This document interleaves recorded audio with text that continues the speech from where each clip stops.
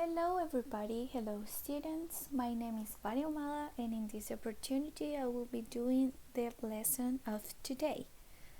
So as you know, we have been reading the Canterville Ghost book, right?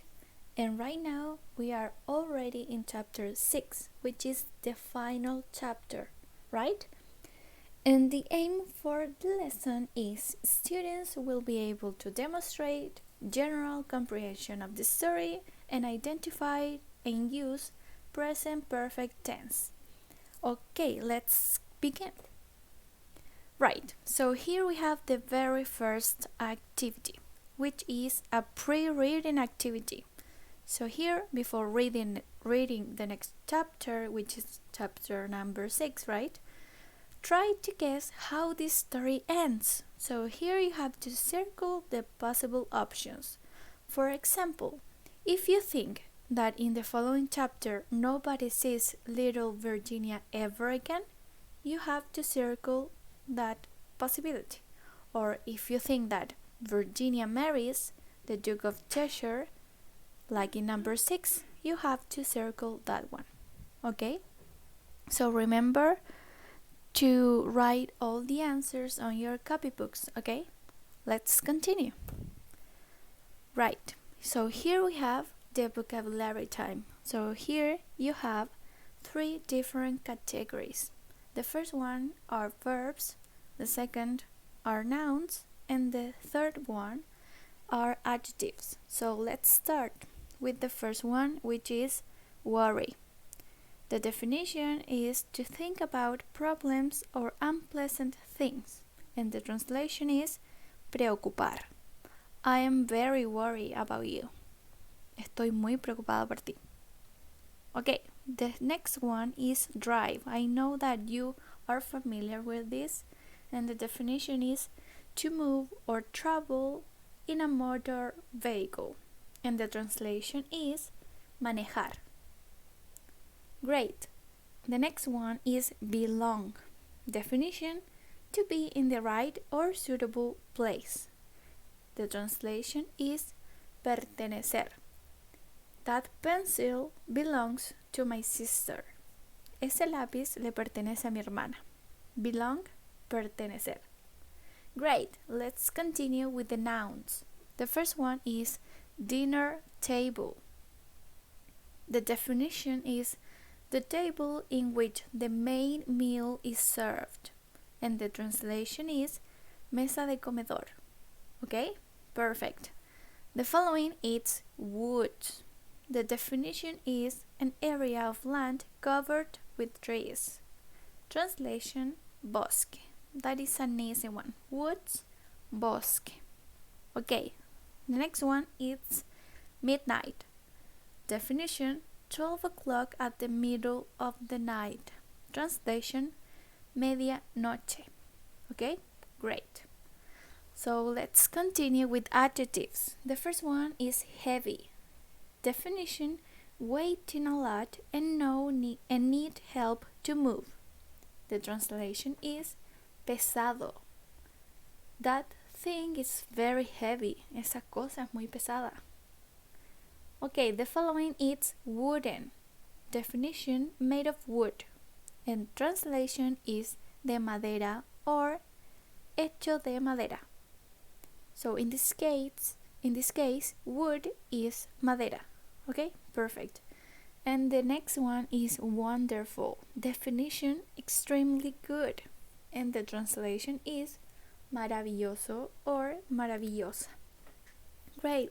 Let's continue with the last words of vocabulary. Let's start again with the verbs. Wear. Definition: to have clothing or accessories on your body. Translation: vestir o usar. Okay? That girl is wearing a skirt. Esa chica está usando una falda, right? Perfect.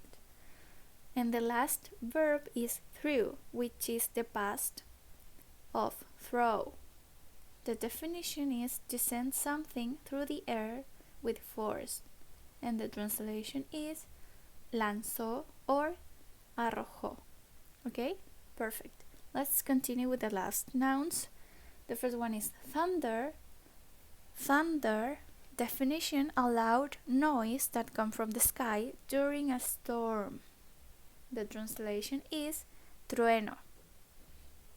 And the last noun is jewels. Jewels. The definition is accessories, mainly precious stones.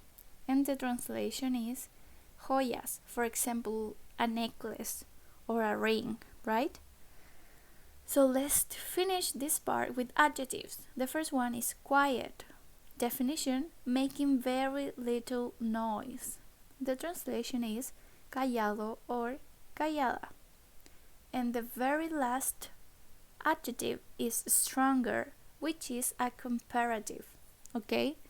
The definition is powerful, having or using great force. And the translation is más fuerte. Perfect. So let's continue.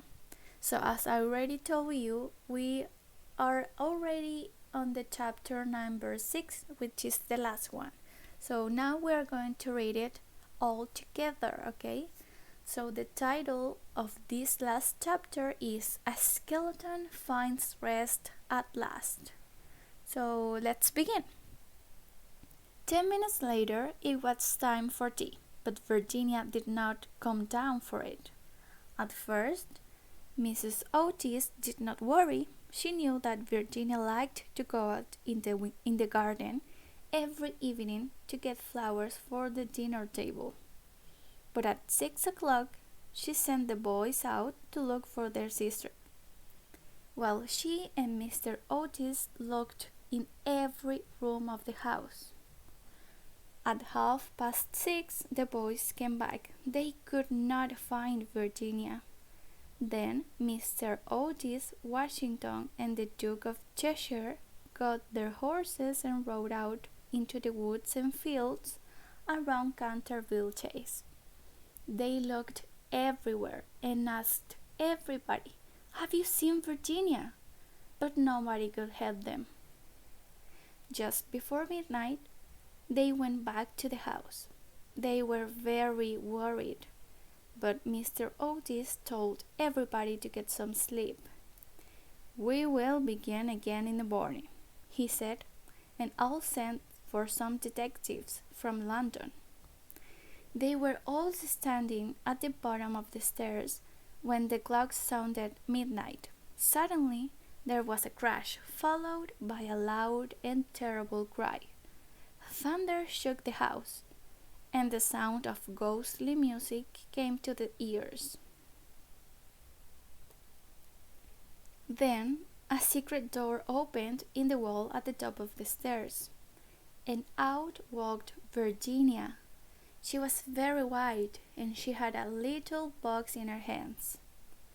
Everyone ran up the stairs. Mrs. Otis threw her arms round her.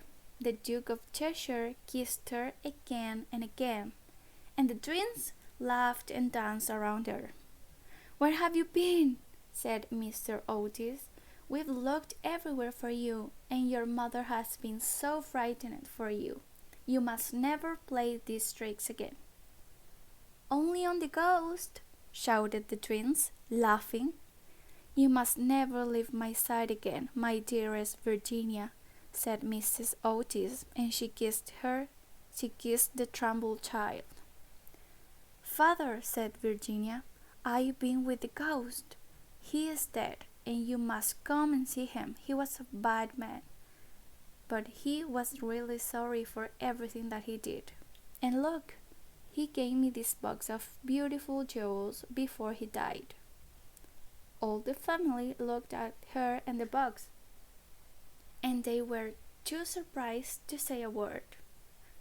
Virginia then took them through the secret door in the wall and down a narrow passage, lit by a candle that Washington was carrying. At last they came to a heavy wooden door. When Virginia touched it, it opened slowly. They found themselves in a little room with one small window in it. a skeleton lay on the floor, chained to the wall. A plate and a water jug were also on the floor, but they were too far away from the skeleton's fingers to get hold of them. Virginia put her hands together and began to pray silently. The others looked down at the skeleton of Sir Simon de Canterville. Now they knew the terrible secret of his death. "He is peaceful now," said Virginia. "I prayed to God to give him peace." And suddenly, the others were sure that they could see a beautiful light around Virginia's face. "You are wonderful!" cried the young Duke, and he put his arms around her neck and kissed her.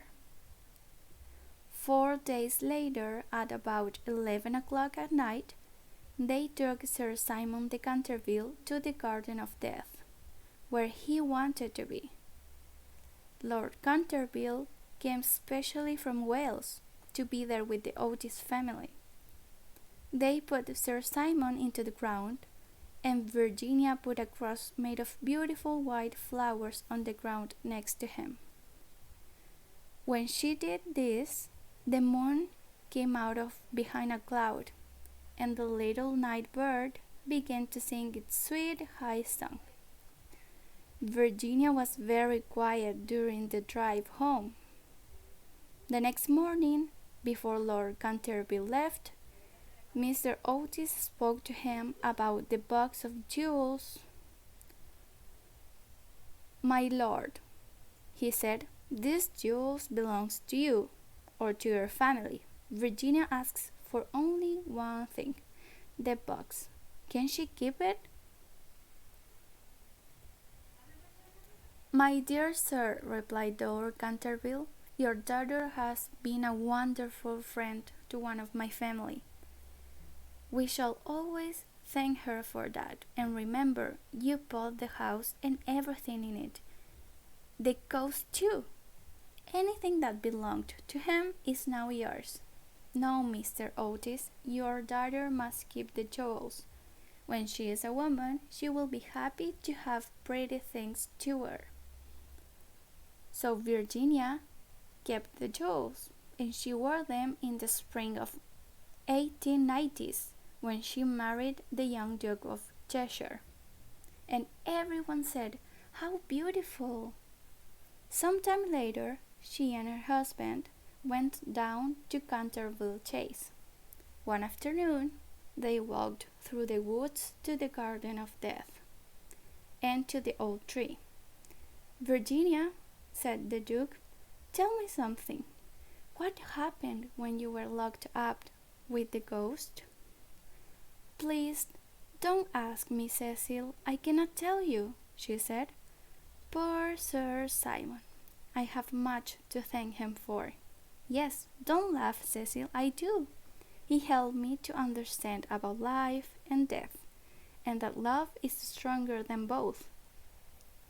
The Duke kissed his wife lovingly. "My dear, you can keep your secret. The only thing I want is your love," he said. "You have always had that, Cecil," she said. "And you will tell our children some day?" Virginia did not answer, but her face went pretty red.